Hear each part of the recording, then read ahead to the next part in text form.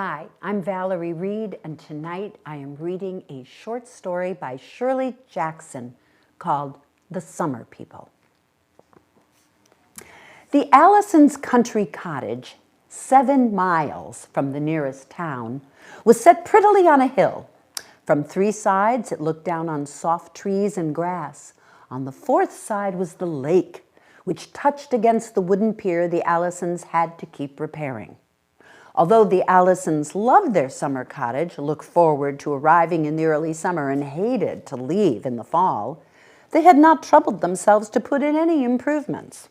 The cottage had no heat, no running water except the precarious supply from the backyard pump, and no electricity.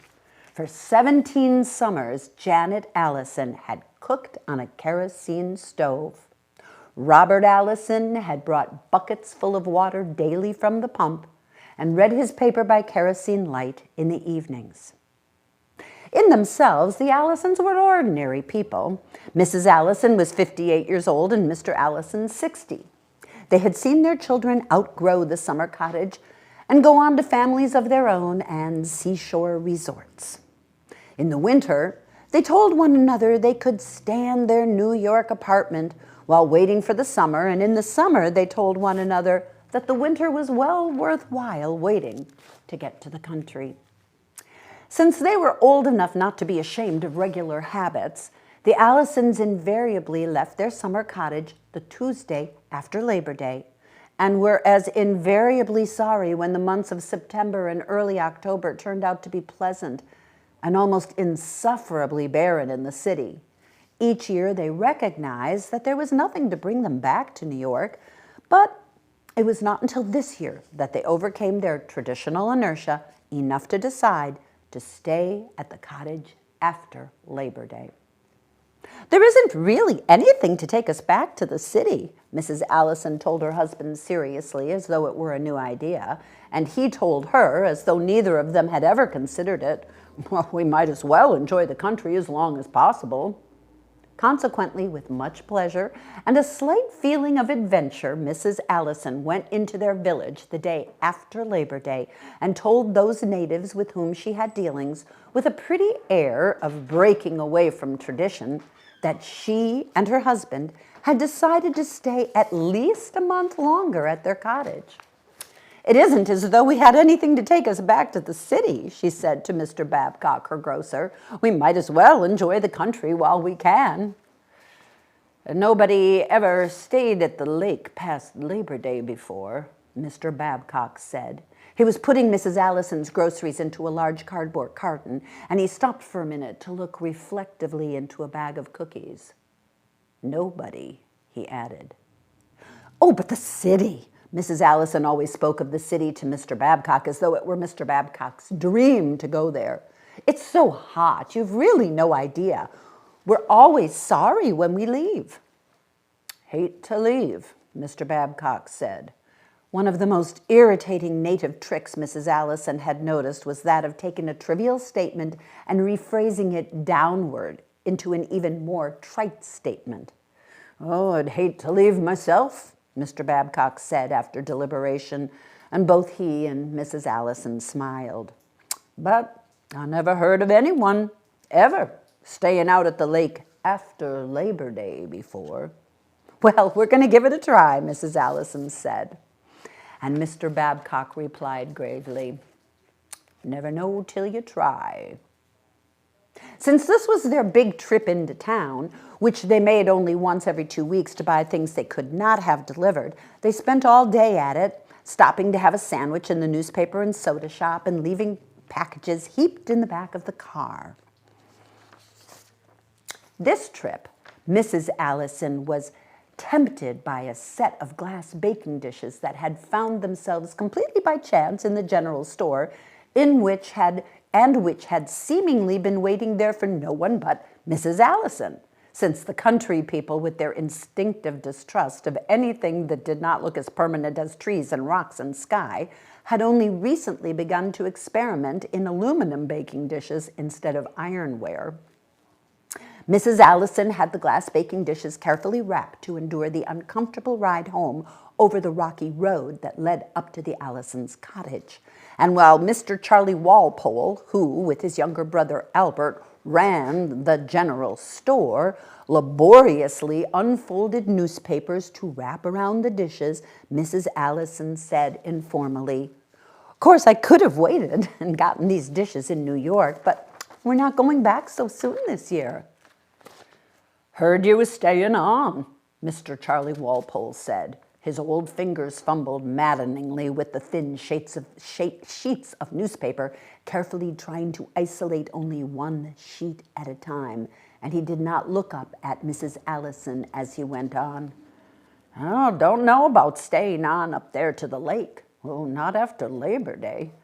"Well, you know," Mrs. Allison said, quite as though he deserved an explanation, "it just seemed to us that we've been hurrying back to New York every year and there just wasn't any need for it. You know what the city's like in the fall." And she smiled confidingly up at Charlie. "Well," Mr. Charlie Walpole said. "Well," he said again, "never been summer people before at the lake after Labor Day."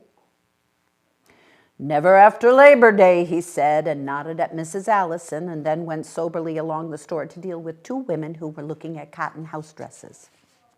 "They're great people," Mrs. Allison told her husband as they went together down the sidewalk after meeting at the door of the general store. "They're so solid, so reasonable, so honest." "Well, it makes you feel good knowing there are still towns like this," Mr. Allison said. "You know, in New York," Mrs. Allison said, "I might have paid a few cents less for these dishes, but there wouldn't have been anything sort of personal in the transaction." "Staying on to the lake?" Mrs. Martin in the newspaper and sandwich shop asked the Allisons. "Heard you was staying on." "Well, thought we'd take advantage of the lovely weather this year," Mr. Allison said. "Oh, I don't guess anyone's ever stayed out there so long before," Mrs. Martin said. "Not after Labor Day, anyway." "Well, I guess Labor Day is when they usually leave," Mr. Hall, the Allisons' nearest neighbor, told them later in front of Mr. Babcock's store, where the Allisons were getting into their car to go home. "Surprised you're staying on." "Well, it seemed a shame to go so soon," Mrs. Allison said. Mr. Hall lived 3 miles away. He supplied the Allisons with butter and eggs, and occasionally, from the top of their hill, the Allisons could see the lights in his house in the early evening before the Halls went to bed. "Yeah, they usually leave Labor Day," Mr. Hall said. The ride home was long and rough. It was beginning to get dark, and Mr. Allison had to drive very carefully over the dirt road by the lake. Mrs. Allison lay back against the seat, pleasantly relaxed after a day of what seemed whirlwind shopping compared with their day-to-day existence. The new glass baking dishes lurked agreeably in her mind, and the half bushel of red eating apples and the package of colored thumbtacks with which she was going to put up new shelf edging in the kitchen. "Good to get home," she said softly as they came in sight of their cottage, silhouetted above them against the sky. "Glad we decided to stay on," Mr. Allison agreed. Mrs. Allison spent the next morning lovingly washing her baking dishes. She decided wastefully to use some of the red eating apples in a pie for dinner. And while the pie was in the oven and Mr. Allison was down getting the mail, she sat out on the lawn the Allisons had made at the top of the hill and watched the changing lights on the lake, alternating gray and blue, as clouds moved quickly across the sun. Mr. Allison came back a little out of sorts. It always irritated him to walk the mile to the mailbox on the state road and come back with nothing, even though he assumed that the walk was good for his health. This morning, there was nothing but a circular from a New York department store and their New York paper, which arrived erratically by mail from 1 to 4 days later than it should, so that some days the Allisons might have 3 papers and frequently none. "Looks like we might have some rain," Mr. Allison said, squinting at the sky. "Good for the crops," Mrs. Allison said laconically, and they both laughed. The kerosene man came the next morning while Mr. Allison was down getting the mail. They were getting low on kerosene, and Mrs. Allison greeted the man warmly. He sold kerosene and ice, and during the summer hauled garbage away for the summer people. A garbage man was only necessary for improvident city folks. Country people had no garbage. "Oh, I'm glad to see you," Mrs. Allison told him. "We were getting pretty low." The kerosene man, whose name Mrs. Allison had never learned, used a hose attachment to fill the 20-gallon tank which supplied light and heat and cooking facilities for the Allisons. But today, instead of swinging down from his truck and unhooking the hose from where it coiled around the cab of the truck, the man stared uncomfortably at Mrs. Allison, his truck motor still going. "Thought you folks would be leaving," he said. "We're staying on another month," Mrs. Allison said brightly. "The weather was so nice, and it seemed like—" "That's what they told me," the man said. "Can't give you no oil, though." "Well, what do you mean?" Mrs. Allison raised her eyebrows. We're just going to keep on with our regular—" "Oh, after Labor Day," the man said. "I don't get so much oil myself after Labor Day." Mrs. Allison reminded herself, as she had frequently to do when in disagreement with her neighbors, that city manners were no good with country people. "But can't you get extra oil at least while we stay?" "You see," the man said. He tapped his finger exasperatingly against the car wheel as he spoke. "You see," he said slowly, "I order this oil. I order it down from maybe 50, 55 miles away. I order it back in June, how much I'll need for the summer. Then I order again, about November. Round about now, it's getting to get pretty short." As though the subject were closed, he stopped tapping his finger and tightened his hands on the wheel in preparation for departure. "Oh, but can't you give us some?" Mrs. Allison said. "Isn't there anyone else?" "Don't know as you could get oil anywhere else right now," the man said consideringly. "I can't give you none."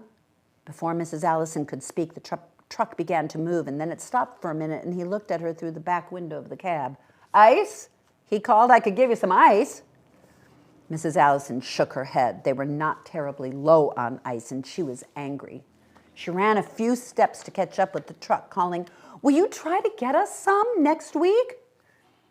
"Don't see as I can," the man said. "After Labor Day, it's harder." The truck drove away, and Mrs. Allison, only comforted by the thought that she could probably get kerosene from Mr. Babcock, or at worst, the Halls, watched it go with anger. Next summer, she told herself. Just let him try coming around next summer. There was no mail again, only the paper, which seemed to be coming doggedly on time, and Mr. Allison was openly cross when he returned. When Mrs. Allison told him about the kerosene man, he was not particularly impressed. "Well, probably keeping it all for a high price during the winter," he commented. "What's happened to Ann and Jerry, do you think?" Ann and Jerry were their son and daughter, both married, one living in Chicago, one in the far west.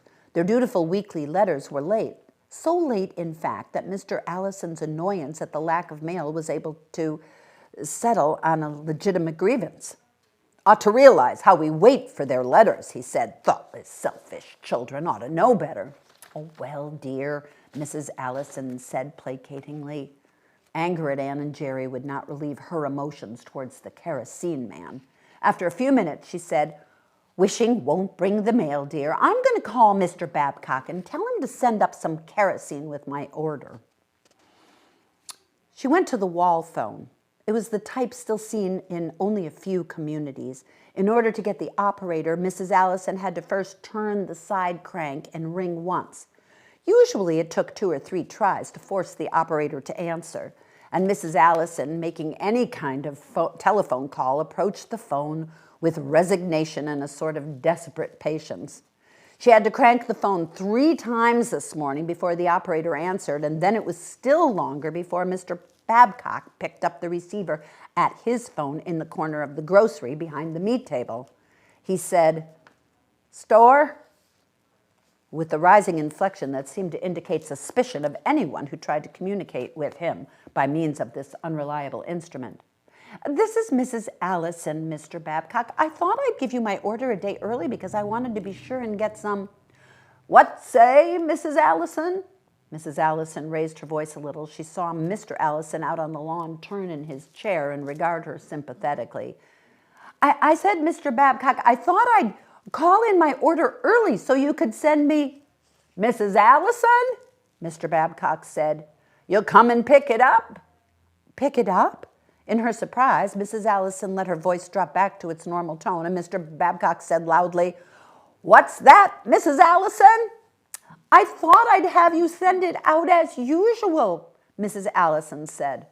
Oh, well, Mrs. Allison, Mr. Babcock said, and there was a pause while Mrs. Allison waited, staring past the phone over her husband's head out into the sky. Mrs. Allison, Mr. Babcock went on finally, I'll tell you, my boy's been working for me, went back to school yesterday, and now I got no one to deliver. I only got a boy delivering summers, you see. Well, I thought you always delivered, Mrs. Allison said. Not after Labor Day, Mrs. Allison, Mr. Babcock said firmly. You never been here after Labor Day before, so you wouldn't know, of course. Well, Mrs. Allison said helplessly. Are you sure? She asked finally. Couldn't you just send out an order today, Mr. Babcock? Matter of fact, Mr. Babcock said, I guess I couldn't, Mrs. Allison. It wouldn't hardly pay, delivering with no one else out on the lake. Well, what about Mr. Hall, Mrs. Allison asked suddenly. The people who live about 3 miles away from us? Mr. Hall could bring it out when he comes. Hall? Mr. Babcock said. John Hall? Oh, they've gone to visit her folks upstate, Mrs. Allison. But they bring all our butter and eggs, Mrs. Allison said, appalled. Left yesterday, Mr. Babcock said. Probably didn't think you folks would stay on up there. But I told Mr. Hall, Mrs. Allison started to say and then stopped. Oh, I'll send Mr. Allison in after some groceries tomorrow, she said. You got all you need till then, Mr. Babcock said, satisfied. It was not a question, but a confirmation.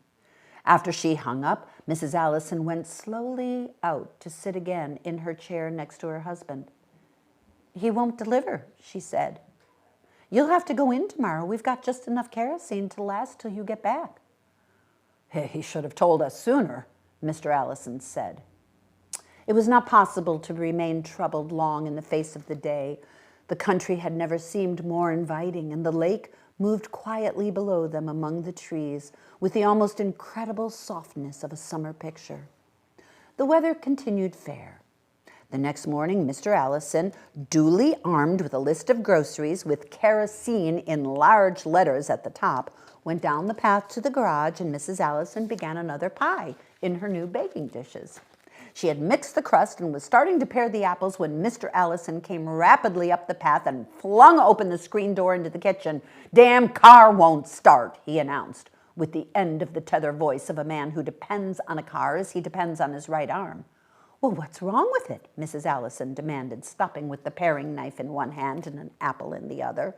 It was all right on Tuesday. Well, Mr. Allison said between his teeth, it's not all right on Friday. Can you fix it? Mrs. Allison asked. No, Mr. Allison said, I cannot. Got to call someone, I guess. Oh, who? Mrs. Allison asked. Man runs the filling station, I guess. Mr. Allison moved purposefully toward the phone. He fixed it last summer one time. A little apprehensive, Mrs. Allison went on paring apples absent-mindedly while she listened to Mr. Allison with the phone, ringing, waiting, finally giving the number to the operator, then waiting again, and giving the number again, giving the number a third time, and then slamming down the receiver. No one there, he announced as he came into the kitchen. Well, he's probably gone out for a minute, Mrs. Allison said nervously. She was not quite sure what made her so nervous, unless it was the probability of her husband's losing his temper completely. He's there alone, I imagine, so if he goes out, there's no one to answer the phone. That must be it, Mr. Allison said with heavy irony. He slumped into one of the kitchen chairs and watched Mrs. Allison paring apples. After a minute, Mrs. Allison said soothingly, why don't you go down and get the mail and then call him again? Mr. Allison debated and then said, guess I might as well. He rose heavily, and when he got to the kitchen door, he turned and said, but if there's no mail, and leaving an awful silence behind him, he went off down the path. Mrs. Allison hurried with her pie. Twice she went to the window to glance up at the sky to see if there were clouds coming. The room seemed unexpectedly dark, and she herself felt in the state of tension that precedes a thunderstorm. But both times when she looked in the sky, it was clear and serene, smiling indifferently down on the Allison summer cottage as well as on the rest of the world. When Mrs. Allison, her pie ready for the oven, went a third time to look outside, she saw her husband coming up the path. He seemed more cheerful, and when he saw her, he waved eagerly and held a letter in the air. "From Jerry," he called as soon as he was close enough for her to hear. "At last, a letter!" "I saved it till I got here," he said. Mrs. Allison looked with an eagerness that surprised her on the familiar handwriting of her son. She could not imagine why the letter excited her so, except that it was the first time they had received one in so long. Mr. Allison slit the letter open with great deliberation, and then he spread it out on the kitchen table, and they leaned down and read it together. "Dear Mother and Dad," it began in Jerry's familiar, rather childish handwriting. "I'm glad this goes to the lake as usual. We always thought you came back too soon and ought to stay up there as long as you could. Alice says that now that you're not as young as you used to be and have no demands on your time, you ought to get what fun you can while you can. Since you two are both happy up there, it's a good idea for you to stay." Uneasily, Mrs. Allison glanced sideways at her husband. He was reading intently, and she reached out and picked up the empty envelope, not knowing exactly what she wanted from it. It was addressed, quite as usual, in Jerry's handwriting, and was postmarked Chicago. Well, of course it's postmarked Chicago, she thought quickly. Why would they want to postmark it anywhere else? When she looked back down at the letter, her husband had turned the page, and she read on with him. "And of course, if they get measles, etc., now they will be better off later. Alice as well, of course. Me too. Well, we'll close now, as I guess it bores you to hear about things so far away. Tell Dad old Dixon in our Chicago office died. He used to ask about Dad a lot. Have a good time up at the lake, and don't bother about hurrying back. Love from all of us, Jerry." "Funny," Mr. Allison commented. "It doesn't sound like Jerry," Mrs. Allison said in a small voice. "He never wrote anything like—" She stopped. "Like what?" Mr. Allison demanded. "Never wrote anything like what?" Mrs. Allison turned the letter over, frowning. It was impossible to find any sentence, any word even, that did not sound like Jerry's regular letters. Perhaps it was only that the letter was so late, or the unusual number of dirty fingerprints on the envelope. "I don't know," she said impatiently. "Gonna give that phone another try," Mr. Allison said. Mrs. Allison read the letter twice more, trying to find a phrase that sounded wrong, and then Mr. Allison came back and said very quietly, "Phone's dead." "What?" Mrs. Allison said, dropping the letter. "Phone's dead," Mr. Allison said. The rest of the day went quickly. After a lunch of crackers and milk, the Allisons went to sit outside on the lawn, but their afternoon was cut short by the gradually increasing storm clouds that came up over the lake to the cottage, so that it was as dark as evening by 4 o'clock. The storm delayed, however, as though in loving anticipation of the moment it would break over the summer cottage, and there was an occasional flash of lightning, but no rain. In the evening, Mr. and Mrs. Allison, sitting close together inside their cottage, turned on the battery radio they had brought with them from New York. There were no lamps lighted in the cottage, and the only light came from the lightning outside and the small square glow from the dial of the radio. During one pause, during commercials, Mrs. Allison turned and smiled weakly at her husband. "I wonder if we're supposed to do anything," she said. "No," Mr. Allison said consideringly. "I don't think so. Just wait." Mrs. Allison caught her breath quickly, and Mr. Allison said, "The car had been tampered with, you know. Even I could see that." Mrs. Allison hesitated a minute and then said very softly, "I suppose the phone wires were cut?" "I imagine so," Mr. Allison said. After a while, the dance music stopped, and they listened attentively to a news broadcast. The announcer's rich voice spoke to them in the summer cottage quite as though they still deserved to hear news of a world that no longer reached them except through the fallible batteries on the radio, which were already beginning to fade, almost as though they still belonged, however tenuously, to the rest of the world.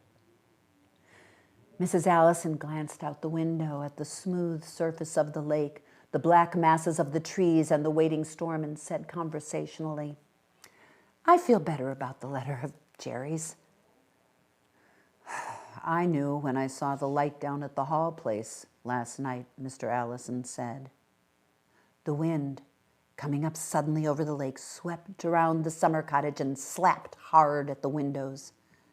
Mr. and Mrs. Allison involuntarily moved closer together, and with the first sudden crash of thunder, Mr. Allison reached out and took his wife's hand, and then, while the lightning flashed outside and the radio faded and sputtered, the two old people huddled together in their summer cottage and waited.